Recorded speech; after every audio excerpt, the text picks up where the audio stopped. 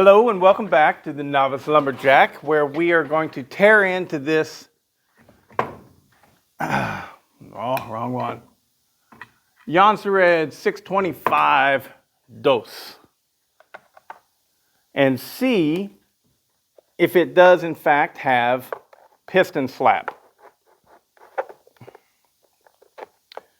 Whenever I ran this, it was making a crazy pinging noise or a knocking noise. I didn't know what it was. Like I said in another video describing piston slap, I have a lot of knowledge in my head, but not a huge amount of experience. And so, even though I should have known right off the bat what was going on, I did not. Some of you guys mentioned whenever I said, "What's that knocking noise?" Is that a crank bearing? Some of you guys, I think probably very spot on, were like, piston slap. You got piston slap, bro. So we're going to dig into this and see if it does. I also notice it's wet up here. That tells me that it's very possible that this spark plug is leaking. It's not sealing up properly.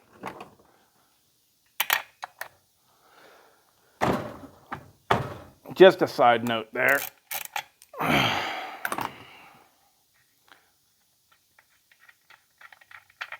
So before, ooh, man, that's crazy looking. Got some water in there. It looks like it's got rust on that spark plug. New spark plug. Yes, we will do it. Before we tear this apart, we're going to go ahead and do a quick test on the squish. Just see what's up. Come on. There we go.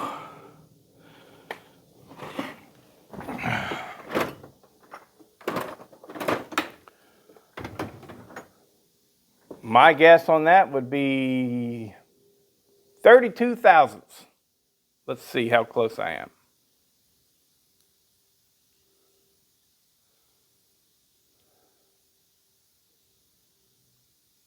27 thousandths. That is good.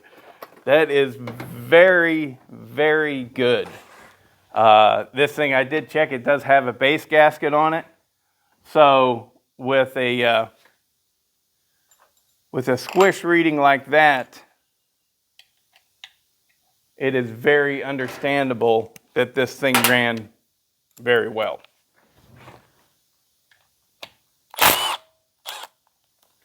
I'm going to set my chair up. I might have just cut my head out of frame, but oh well.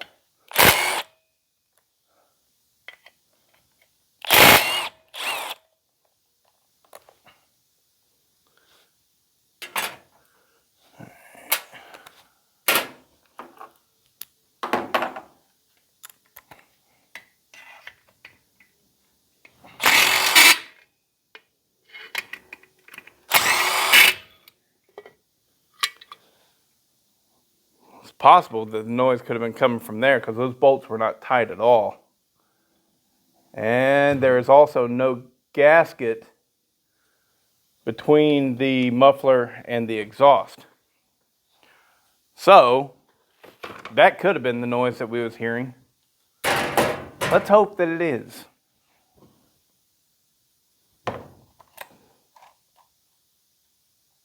Piston looks good and clean.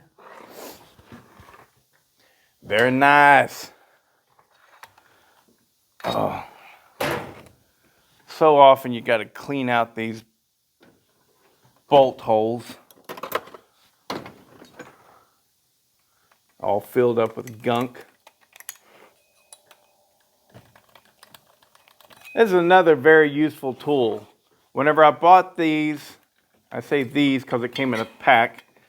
So whenever I bought these, they came in a pack.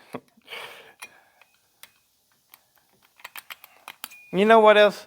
I'm going to go ahead and snatch that bar off of there, that handle, because it's just nice having that out of the way. On these 2 series saws, you didn't need to remove this. I'm pretty sure you didn't. But whenever you do, the effort is worthwhile. The juice is worth the squeeze.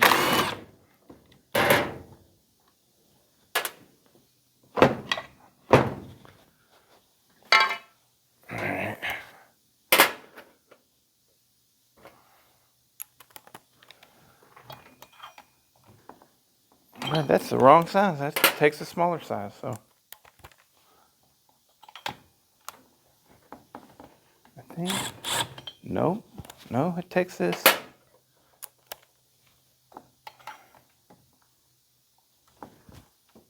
Oh, that's right. These take that stupid in between size. I use a 3/16. I think it's 3/16, but I think it's actually 5.5 millimeter, or maybe it's 4. Yeah, it's 4.5. But a 3/16 works.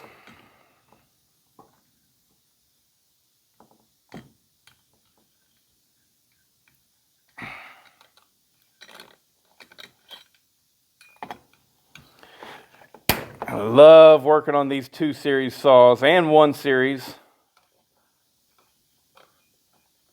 They're just so easy to work on.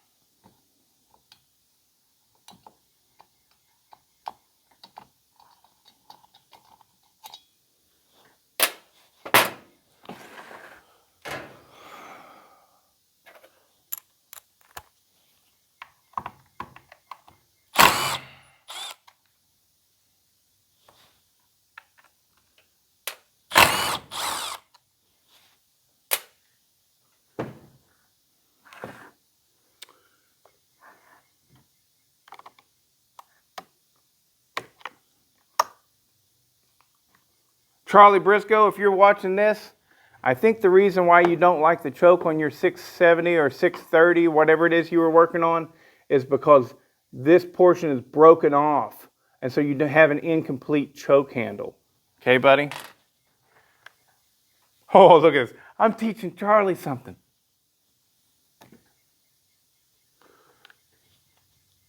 He did a video on one of these Jonsereds. I can't remember. I think it was the 630 he has, and he did a real mild port job on it. And he was complaining about the choke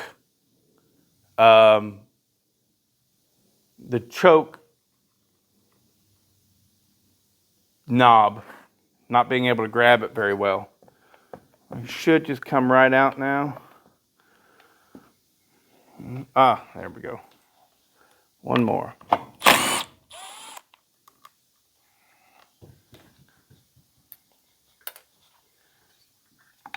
Ta-da! All right. So, there's not a gasket.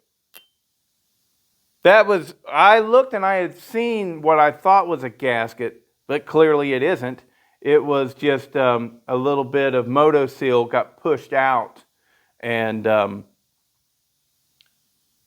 it was pushed out and it looked like it was a gasket. So that would explain why it has such a good squish reading. Yeah. Definitely the open port cylinder. Okay. So that was really good power from an open port cylinder. And what I am seeing is it doesn't look like it's piston slap at all.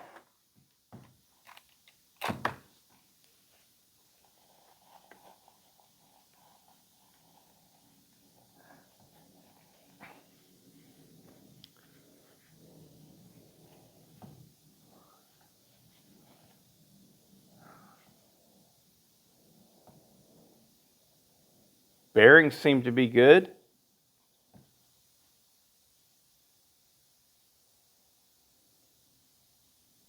Seem to be very good. Yeah, everything's tight.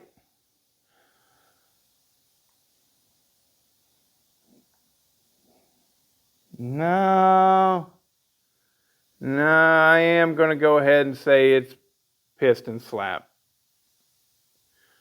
Because of a very specific reason here. And I'll show you. I'll get that camera. Go ahead and clean this up.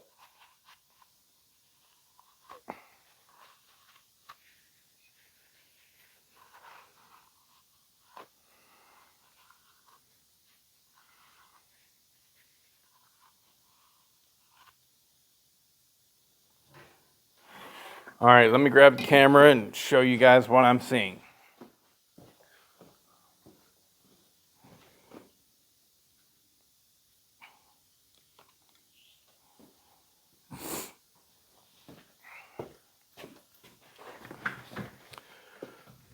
Okay, what we're looking at here is the intake side, and you can see that it has some marks going on there, but that's not bad at all. That's not bad at all.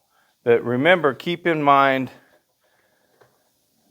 these sections right here on either side.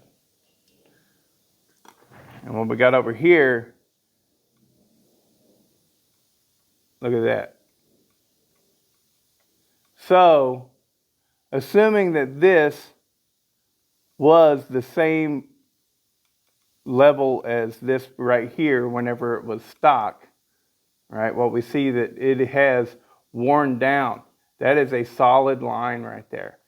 And that is from it beating against the cylinder and wearing out this side of the piston. Now, this doesn't seem to be very bad at all, but it does have evidence of piston slap. I've got it apart, so I won't put it back together until I have the appropriate piston for it. I'll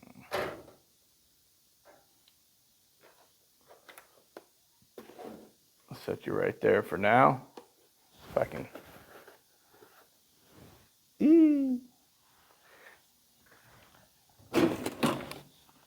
Now, I had ordered a piston for the 630, and they sent me a piston for a 625. I think I sent that piston back.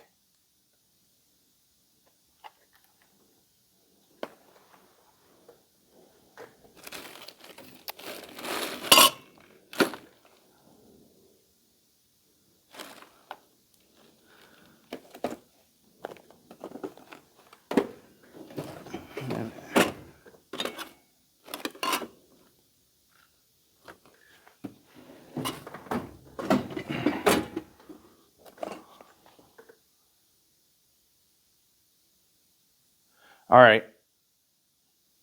So, and then they sent me another piston.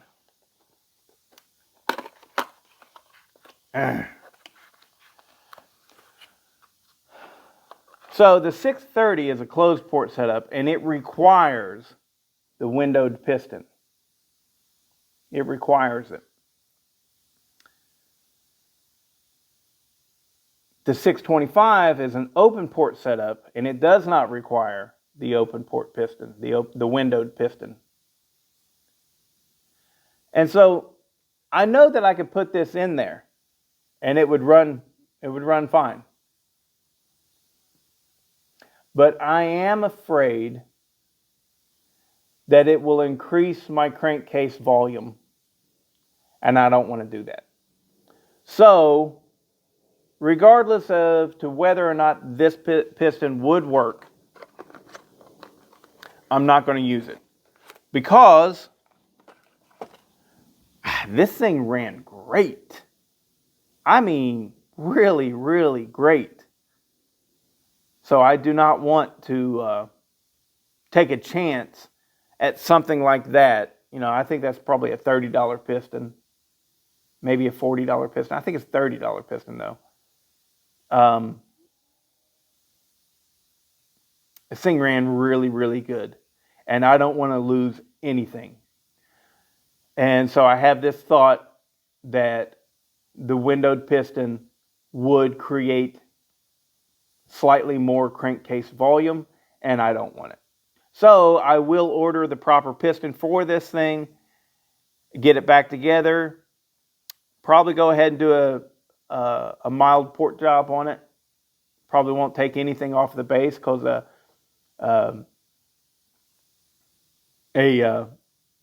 27 thousandth squish reading is good. So that's what I'll do. I'll order the right piston for it. Whenever that comes in, we'll go ahead and port and polish this thing up. See if we can get it to run even better than it did before. And then decide what we're going to do with the saw.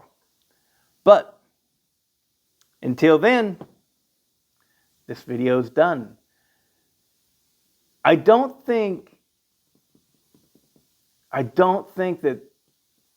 that piston was making all that noise. I think that the muffler also not being securely fastened was probably leading to a lot of the noise.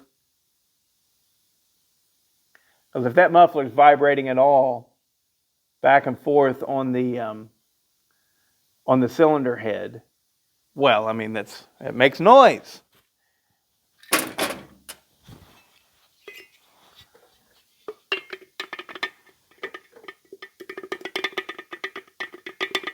And imagine combining that with a small amount of piston slap. This is just a great big old echo chamber. So that's probably most of the problem. So much, in fact. Nah, heck with it. I'll order a new piston. It's a really nice running saw. It's a really nice running saw. I don't want to take any chances. I'll order a new piston. We'll do a simple little port job on it and then decide what we're going to do. Probably going to have to put I don't know. This muffler was rubbing on the top cover. Where can I put this? Let's just put it there. So it was smack up against there like that. Right up against there. And you can see where it burnt that side cover on it. So maybe I'll build a pipe muffler for it and just toss this. Maybe I'll get a different top cover because clearly this was not designed. Either the muffler wasn't designed for this saw, or what I think more likely, this top cover came off of a different saw. Seems like they should all be the exact same size though. It's a mystery that I don't really give a shit if I ever figure out. So, but I'm going to do something to work around it. So, another video for you. Did it have piston slap? I don't know. I'm not going to beat myself up over it and worry about it. I think that probably it was all that muffler. Could have just tightened up those screws. Anyways, later.